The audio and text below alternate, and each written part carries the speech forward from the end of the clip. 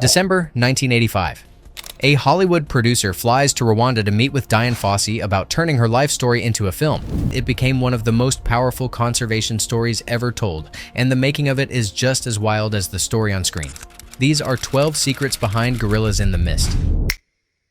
Number 1. Before we dive into this secret, let's talk about what you're actually watching when you see Gorillas in the Mist. Released on September 23, 1988, this biographical drama stars Sigourney Weaver as Dian Fossey, the American primatologist who spent 18 years studying mountain gorillas in Rwanda's Virunga Mountains. Directed by Michael Apted, the film was based on Fossey's 1983 memoir of the same name and articles from Life magazine. The movie tells the story of Fossey's journey from occupational therapist in Kentucky to one of the world's leading gorilla conservationists, someone who literally saved a species from extinction. When Fossey arrived in Africa in 1967, fewer than 500 mountain gorillas remained. Her work changed everything. But here's what makes this film unique. It seamlessly blends real gorilla footage shot in Rwanda with Hollywood special effects and gorilla suits created by legendary makeup artist Rick Baker. The result? The costumes fooled everyone. Now here's something Hollywood almost never does. Competitors joining forces. In 1984, Universal Pictures bought the film rights to Dian Fossey's book Gorillas in the Mist. At the exact same time, Warner Brothers was developing their own Fossey biopic based on a Life magazine article by Harold T.P. Hayes. Both studios wanted to film real gorillas in Rwanda. Both needed access to Volcanoes National Park. The Rwandan government looked at this situation and basically said, "Figure it out, or neither of you gets the gorillas." So Universal and Warner did something unprecedented. They merged their competing projects into one co-production. The budget? A modest $22 million. The box office? Over $61 million worldwide. But that merger created another problem. Producer Arnie Glimcher needed Fossey's cooperation to make the definitive version of her story. That's why he flew to Rwanda in December 1985. Hours before their meeting, Fossey was found murdered. The film's ending changed forever. We go now? Yes, to make it by sundown. Number 2. Want to know what real filmmaking sacrifice looks like? To protect the endangered gorillas, Rwandan authorities imposed strict filming restrictions. When Sigourney Weaver was shooting scenes with real gorillas, she could only have a crew of 5 people with her. Not 50, not 20, 5. That meant Weaver, a camera operator, a sound person, director Michael Apted, and maybe one assistant had to hike up to 5 hours a day through mudslides, bamboo thickets, and dense underbrush to reach gorilla territory at 12,000 feet above sea level. And here's the kicker. There was no phone service or mail delivery at that altitude.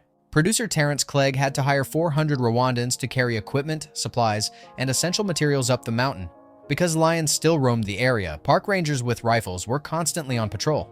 Weaver later said in a 1988 interview, "We didn't really take any precautions. The cameras just rolled constantly, waiting for something to happen," while she stood totally exposed with wild silverback gorillas that could crush bones with one hand.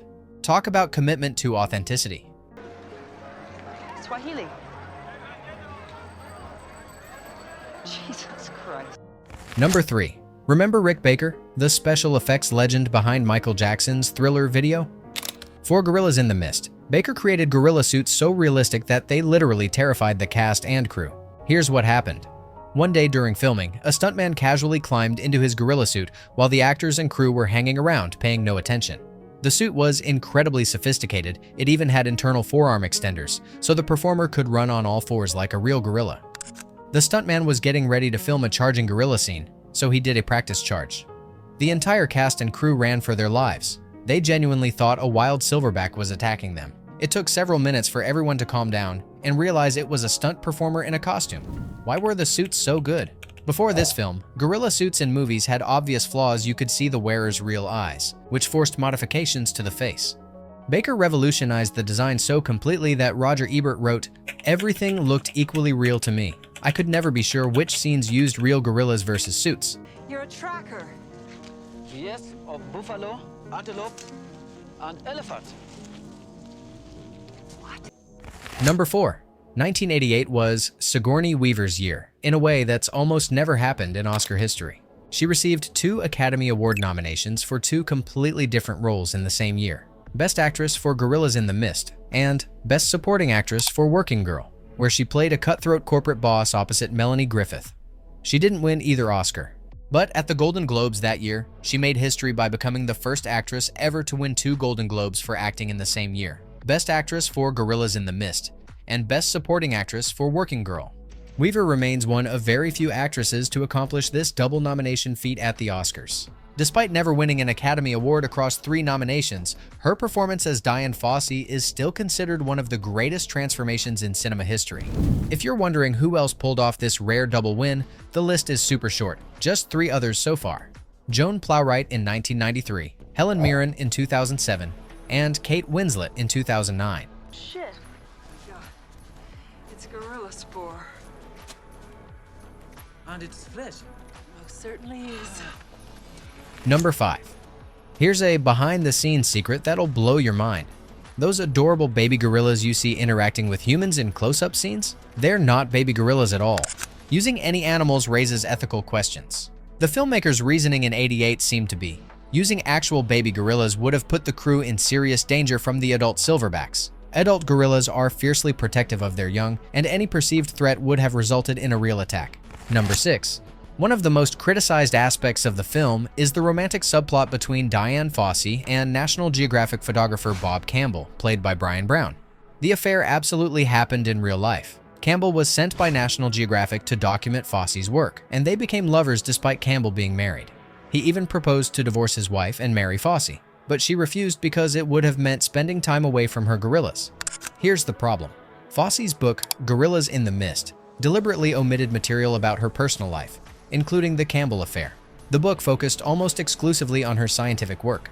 The film turned this into a major subplot, complete with romantic montages and dramatic confrontations.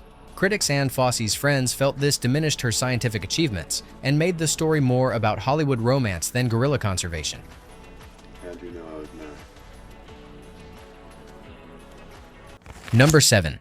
The real Dian Fossey was far more complex and more controversial than Sigourney Weaver's portrayal suggests. According to multiple biographies, Fossey was described as a chain-smoking, hard-drinking woman who bullied her staff and students. She dressed up as an evil witch to terrify poachers. She allegedly tortured captured poachers, including using stinging nettles. These tactics worked, and they dramatically reduced poaching.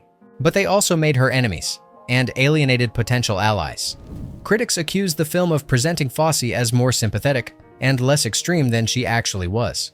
The movie hints at these aspects of her character but tries to soften them. Was Fossey a hero? Absolutely. Did she save mountain gorillas from extinction? Yes. Was she also difficult? Obsessive? Also yes.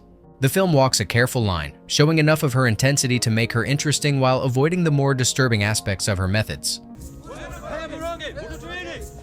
They think you are a witch. Oh, yeah? They wouldn't be the first. Number 8. In real life, Dian Fossey spent 18 years in Africa, from establishing the Karasoke Research Center in 1967 until her murder in 1985.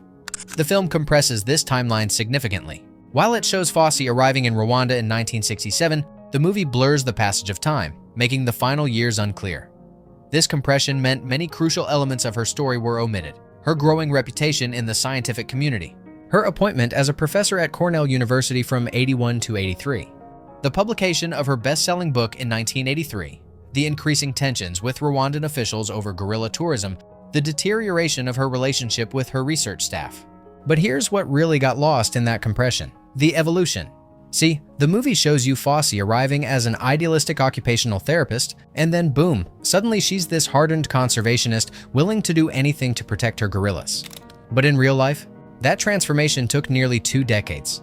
The film skips over her years commuting between Rwanda and the United States, teaching at Cornell while trying to maintain her research center from thousands of miles away. It completely glosses over the fact that she became an internationally recognized scientist, not just some eccentric woman living with apes. Director Michael Apted made a choice: emotional impact over biographical accuracy. And honestly, it works for a 2-hour movie. But it also means we miss the slow burn of watching someone become so obsessed with their mission that they lose everything else. The script also sidesteps her increasingly paranoid final years, when she believed everyone from the Rwandan government to her own research assistants was conspiring against her. By 1985, Fossey had alienated most of her former allies and had become almost reclusive at Karasoke, but showing that decline would have required another hour of runtime and a much darker third act. The film essentially became a greatest hits version of Fossey's life, hitting the major dramatic moments while sacrificing the slow burn transformation from occupational therapist to world-renowned primatologist. What we got was a Hollywood hero. What we lost was the complicated truth of what dedication actually costs. All right, you're fired. You can't fire us! We work for the Leaky Foundation, not you! Get off my mountain! Number 9. While the story takes place primarily in Rwanda and the Congo, the actual filming happened across 3 countries for practical and political reasons. Primary location shooting took place in Rwanda's Virunga Conservation Area, where Fossey's actual Karasoke Research Center still stands. The crew spent 2 months filming at 12,000 feet above sea level in rainforest conditions. After Rwanda, the production moved to Kenya's Aberdare Mountains and Aberdare National Park for another month of filming. This area closely resembles the Rwandan landscape, but offered more accessible filming conditions. Finally, the opening lecture scene where Fossey is introduced to Dr. Louis Leakey was filmed at the Ontario Science Centre in North York, Toronto, Canada. The venue's unique architecture provided the perfect academic setting. This multi-country approach allowed the filmmakers to capture authentic African landscapes while maintaining production schedules and working around political sensitivities in the region. Number 10. Despite critical acclaim and Sigourney Weaver's transformative performance, Gorillas in the Mist was completely shut out at the 61st Academy Awards. The film received 5 nominations: Best Actress, Best Writing, Best Sound, Best Film Editing, Best Original Score. It won exactly 0. And here's the kicker: 89's Oscar ceremony was absolutely stacked. The screenplay lost to Dangerous Liaisons. Score lost to The Milagro Beanfield War. The sound team, they lost to Bird, Clint Eastwood's jazz biopic about Charlie Parker. And Weaver lost Best Actress to Jodie Foster for The Accused. Here's what made the shutout sting. Gorillas in the Mist was a passion project that risked everything for authenticity. 5-person crews hiking 5 hours through dangerous terrain. Real endangered gorillas.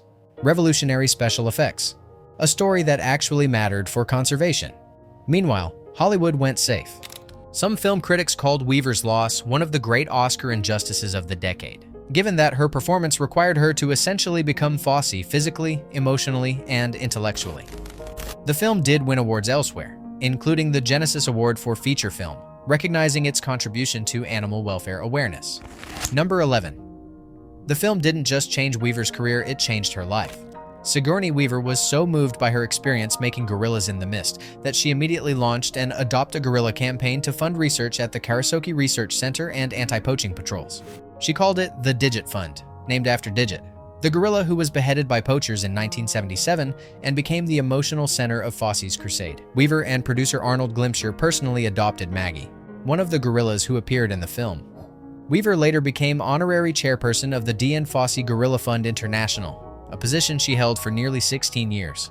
In 2008, 20 years after filming, Weaver returned to Rwanda with a BBC documentary crew for Gorillas Revisited. She found that many of the gorillas she'd worked with had survived, and the population had risen to around 700, a significant increase compared to the crisis years. Tragically, many of the Rwandans she'd worked with had been killed or disappeared during the 1994 genocide. Number 12.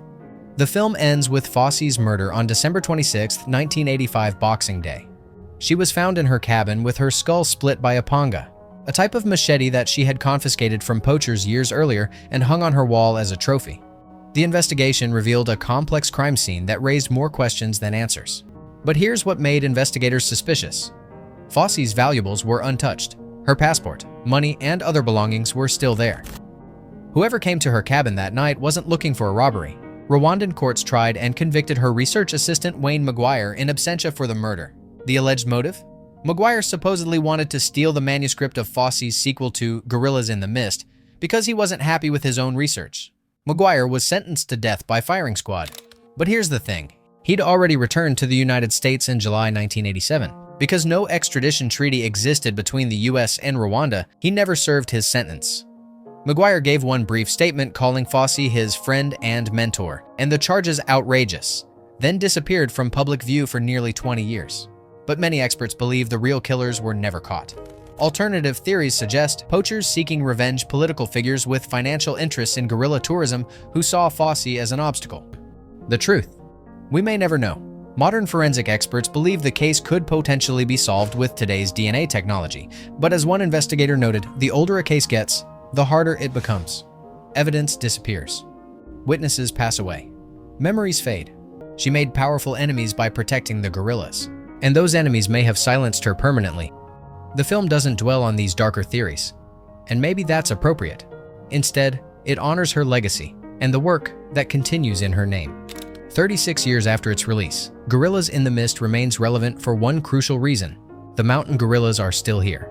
When Dian Fossey arrived in Africa in 1967, fewer than 500 mountain gorillas remained, and the species was racing toward extinction.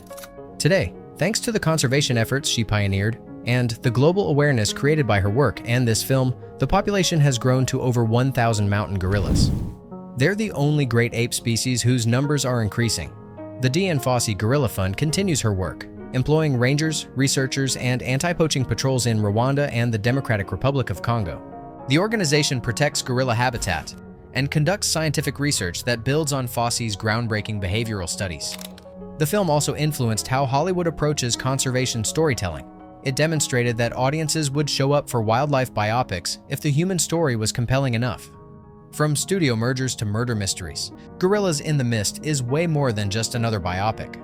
It's a film where the behind-the-scenes story is almost as wild as what ended up on screen, and where Hollywood's tribute helped continue the real-life mission that cost Dian Fossey her life. Which surprise fact blew your mind? Comment below.